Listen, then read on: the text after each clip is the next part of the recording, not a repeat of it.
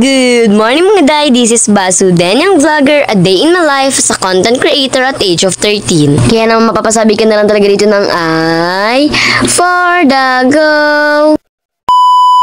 For today's video ay samahan nyo naman nga kami magluto ng tahong, pero for today's video ay meron nga kaming na-discover na panibagong luto sa tahong. Kung nakasanayan na nga talaga natin na luto sa tahong ay ang sinabawan, ngayon naman nga po pala magba-buttered garlic tahong naman nga tayo. Sigurado nga talaga ako na hindi pa nga talaga alam ng lahat ang ganitong luto sa tahong at nakita lang namin to sa online kaya naman naisipan namin na gayahin gawa na nakaka-curious ang lasa niya. Pinakuluan nga lang po pala yan dyan, tapos ayun kapag bumuka na nga po pala yan, itatanggalin na nga po pala yung shell niya para naman kakainin nyo na lang talaga at hindi na talaga tayo mahihirapan pa. Ang busy nga sila sa pagtanggal nito nga po palang shell. Ako naman nga dito at magtatadtad na nga ako dito nitong bawang at sibuya. Tagabalat lang pala ako, sila mama pa rin pala yung magtatadtad. Nyos ko naman. Nga rin po palang nabiling guyabano itong sila mama, kaya naman gagawin niya nga raw itong shake gawa na ma-overripe na nga raw talaga to ng bonggang-bongga. Talagang bumili nga raw sila mama ng guyabano gawa na alam niyo naman ng guyabano nga raw talaga marami nga raw talaga yung kagamuta. Perfect na perfect nga rin talaga to sa akin gawa ng alam niyo na kailangan ko pa rin magpagaling ng tuluyan. Ito naman nga talaga na mainit nga ang panahon ngayon at perfect na perfect talaga tong shake na to be. Share ko na rin nga sa inyo, bumili na nga ang aking mother ng bagong blender dahil yan lang naman ang simpleng pangarap niya mga day dahil nga nasira nga yung isang blender na binili niya. I mean sira na nga talaga nung dumating na para bang nakaka-disappoint dahil na-excite kaming uminom ng shake tapos biglang naudlot dahil sira pala. Kaya naman eto nga at bumili na nga talaga ang aking mother, o diba happy na nga talaga yan dahil nga makakainom na nga talaga siya ng pinapangarap niyang mga shake na prutas. Hindi nyo rin nga talaga carry bumili ng mga prutas sa talagang nakaplano kung ano nga talaga yung i-shake niya at kung ano naman nga yung hindi niya i-shake. Grabe na yan. Talaga mga magulang ngayon ng mga katuwaan na nga talaga at kasiyahan na nga talaga nila yung mga gamit na nga talaga sa kusina. Pero syempre eto nga talaga ay para sa akin, para nga talaga yung mga prutas nga talaga i-shake na nga lang or kaya naman nga i-blend na nga lang talaga yan. Eto nga at napakasarap naman nga talaga nitong guyava no shake na to, kaya naman gusto ko ulit magpagawa nito mga jay. And syempre, after uminom ng guyava no shake, eto na nga po pala yung tahong, yung sibuyas, yung bawang at magluluto na nga talaga tayo for today's video. Dahil buttered garlic tahong nga ito, ayan nga, tinunaw ko na nga po pala ito nga po palang butter dito nga po pala sa kawali. Napakaraming nga po pala naman yan. And syempre, ayan, gigisahin nyo nga lang po pala yan dyan, kaya naman inilagay ko lang nga talaga dyan ito nga po palang bawang tapos hinalo-halo ko na rin nga po pala yan dyan. Tips ko nga lang po pala para hindi na kayo ma-stress dyan kung paano kayo magluto ng buttered shrimp or buttered crab, ganun nga rin po pala pagluto nyo itong buttered taho. Sipan nga rin po pala namin lagyan nga po pala ng mais dahil meron pa nga po pala kami dito isang buong mais kaya naman hiniwa-hiwa na nga yan dyan ni mama. Diba? Tulong-tulong na nga po talaga kami dyan dahil hindi pa nga po pala kami nagtatanghalian at para mapabilis na rin nga talaga yung pagluto nito. Lagay na rin nga po pala ako dyan neto nga po palang gochujang hot pepper paste at para na rin nga talaga magkaroon ng kulay itong niluluto natin. And syempre dahil hot pepper paste nga talaga yan, syempre may konting sipa yan. Lagay ko na rin nga po pala dyan ito nga po palang tahong para nga talaga maluto na nga talaga yung ating tanghalian for today's video. Ito ipagpasensya nyo na nga kung kakaunti nga lang dyan yung niluto namin gawa ng hindi rin talaga namin in-expect na ganitong luto yung gagawin namin. Ano naman, huwag kayo mag-alala, next time dadamihan na nga talaga namin para pati kayo ay makakain na rin. Grabe naman. Tignan nyo naman nga itong si Kuya mo at nakikihalo naman nga, gusto niya nga raw talagang tumulong. O diba paminsan-minsan lang yan, pagbigyan nyo na. Puro nga ay nakaramdam na ng gutom si Kuya Moon kaya naman naisipan niya ng tumulong para mas mapadali.